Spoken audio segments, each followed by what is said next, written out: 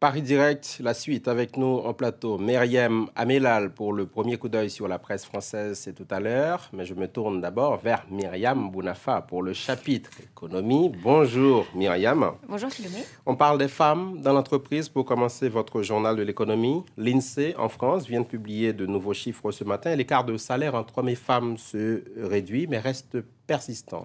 Persistant, important, 28%. C'est le chiffre annoncé ce matin par l'INSEE. Les femmes gagnent en moyenne 28% de moins que leurs collègues masculins. En 2010, les Françaises dans le secteur privé ont gagné 15 600 € en moyenne. Alors pourquoi gagnent-elles quasiment un tiers de moins que leurs collègues masculins? Eh bien d'abord parce que généralement elles travaillent moins, elles sont davantage frappées par le chômage de longue durée.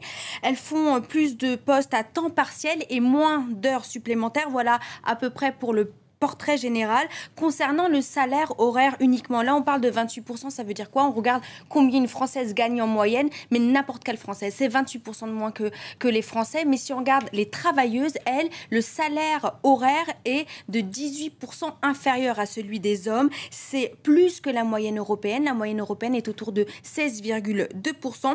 Alors, pour autant, la situation s'améliore, vous le disiez, c'est ce qu'explique l'INSEE. Mais pourquoi? D'abord parce que la crise a d'abord touché les secteurs où les hommes étaient plus présents, le bâtiment, la construction, l'intérim. Donc forcément, ça réduit cet écart, mais aussi parce que les Françaises sont de plus en plus diplômées, elles sont de plus en plus nombreuses à avoir des postes de cadre et donc elles touchent mieux. 35% de cadres supplémentaires par rapport à 28% en 95. Une petite information qui est assez séduisante également, une étude américaine a essayé de savoir quand est-ce qu'on arriverait à un moment à l'égalité entre les hommes et les femmes. Ils ont étudié la progression des salaires féminines.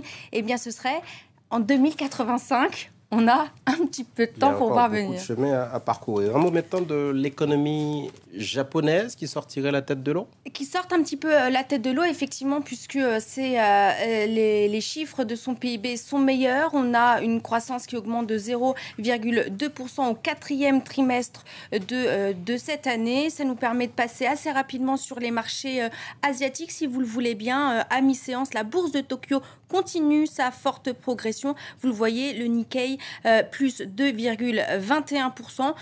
Un coup d'œil également sur les marchés américains. La bourse de New York, elle continue de battre des records. Le Dow Jones enregistrant pour la troisième séance consécutive un sommet historique en clôture. Des bons résultats qui se justifient grâce à des indicateurs économiques très bons aux États-Unis, notamment sur le front de l'emploi et sur le front de l'immobilier.